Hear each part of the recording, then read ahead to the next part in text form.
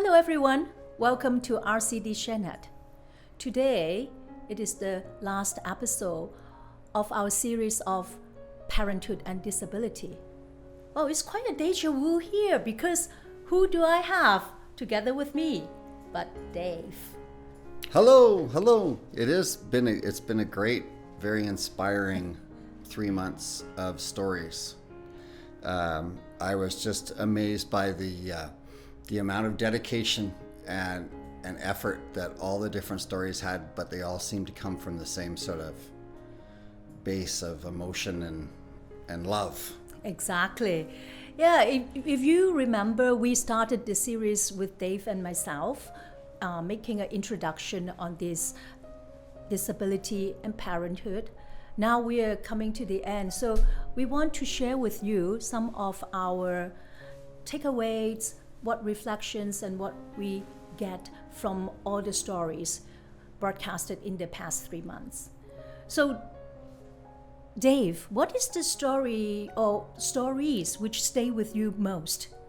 Well, the ones that really stuck with me were talking to the people in Toronto that are running the Parenthood and Disability group, and just the ladies with all the different ideas and so connected with myself, who was also a story about, being able to go into a group and not have to explain all these things and maybe worry about what people are thinking because your form of parenting looks a little different than the social norm, sort of. That one was really very personal for me. Mm-hmm. We're different. The structures are not designed for us. That's the problem, right? It's not that we've never existed before. But I just wanted to say, one of the things that's very interesting for me is that this added bonus for my kiddo of just how he operates in the world, and he sort of just appreciates that, he will point out people with disabilities to me for different reasons, right? My kid is like, yay, someone with a disability is here too, Mom, right? And his understanding of just how things work in the world, that we're all different, we all come at things differently.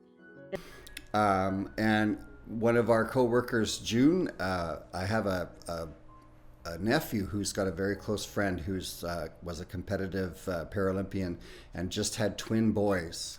And he's in a wheelchair. And so I never even knew that June had twins. Mm-hmm. So that one always sticks in my mind as well. So that story really resonates with you. Yeah. And I remember the interview with the ladies from the Toronto Centre of Independent Living Canada. So those are very inspiring. And then some of the resources they share also very valuable. If you're interested in reviewing that, you can go back to that episode. Well, especially like when they said that at one point they had a stat of 1 in 8 pregnancies going in the Toronto area was to someone with a disability. Oh, I remember that. That was a bit surprising for me. I know. I was like, wow. Oh, that's true.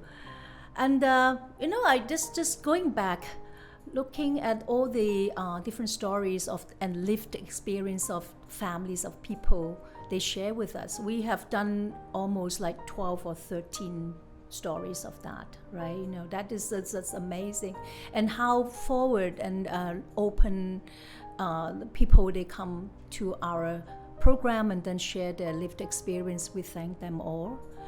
For myself, I really really always thinking back is the story. If remember, you have a pair of sisters who came, and then both their sons are their teenagers with disabilities, and that really stuck with me. What they said, because with that is they focus on the mindset of the parents.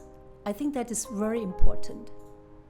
最重要就是我要鼓励这个有这样子个特殊需要成员的家庭的每一个人啊，家庭成员的彼此互相的尊重，还有呢我们的态度、我们的心态要调整，还有我们要重视我们自己的保重我们自己的身体，我们要培养自己的喜好，让我们的情绪有一个宣泄的出口。Yeah, so Dave, what do you think about that? Well, there was one for me was the with the ladies were talking about the about how the children's lives or how their experience changes with having a parent with a disability, how they notice the world differently, and how their empathy is totally different. I remember that also came up in your story when you talk about your son. Yeah. And that reminds me of the other story I really, kind of remember very vividly is the story of Helen, and she's a parent with disability. She's a person with hearing loss. So that really stuck with me is that when she mentioned how she communicates with her daughter. I kept a joyful and optimistic mood when I was talking to her.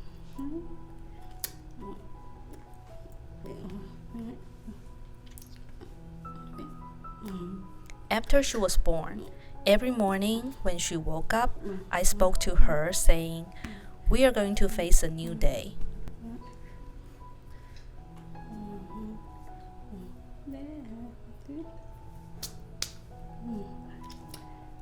I told her everything and encouraged her about everything, even before I felt any movement when I was pregnant.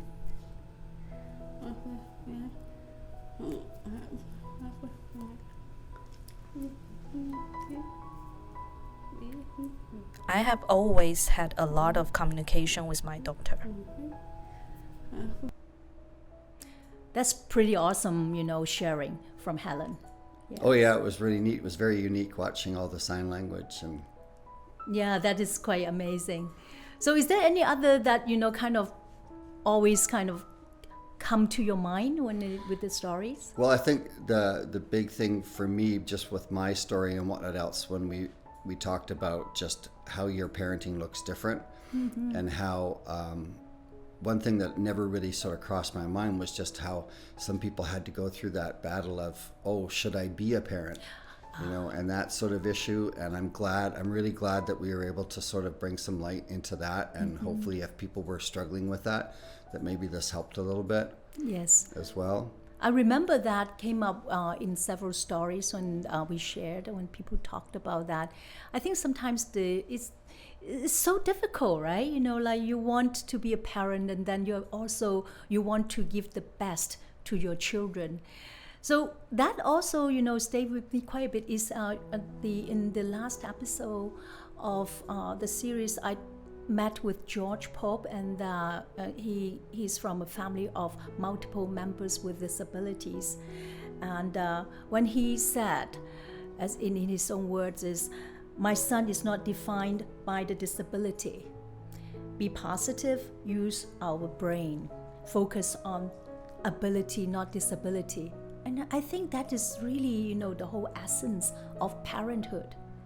Well, I think we just discussed it, really, getting my son to understand that he's not defined by disability. Because he sees, it's modeled for him that I'm not defined by disability. It's not an excuse. There may be problems, you may have barriers, you may have tendencies that are not where you want to go, but we always have the ability in the brain to sit there and say, that's difficult. That's the hard way. But what can I do to still get what I want to do? It's important to do.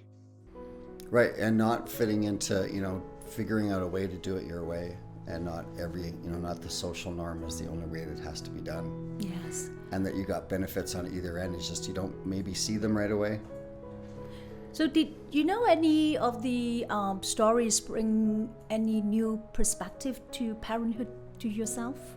Well, I'm definitely going to look into these groups, and if there's groups like that out here, and what can be done. And I was very surprised. I remember them talking about how there was a hospital out in Toronto, and I guess just because it's bigger, but they actually have a special pregnancy or parenting. And I thought, oh, those are words I've never heard out here. I don't even think that exists, Yes. So I might look into that and see. That's definitely something that sort of has carried with me. Yes. I think, and be inspired by the stories and know, and that maybe we can identify some of our own needs and what we want to do with parenthood. And sort of maybe it's a place that I haven't advocated before that maybe I would. Exactly. Okay, so that kind of wraps up the quarter two theme. Parenthood and Disability for the RCD ShareNet. So Dave, we are actually going into very exciting time with the third quarter theme. I know that. So the theme is actually quite interesting. It is, what are you up to?